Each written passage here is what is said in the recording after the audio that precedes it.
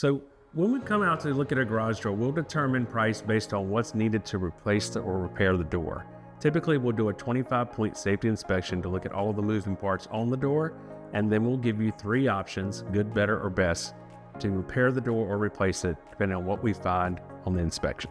So typically, we'll do a premium priced, fully overhaul of the door to get everything replaced that's needed.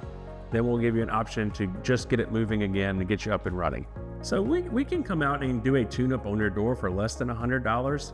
Typically, a repair is going to range between $300 and $500 on the low end, and a full overhaul, depending on the size of the door, will come in anywhere between $1,000 to $1,500 or so.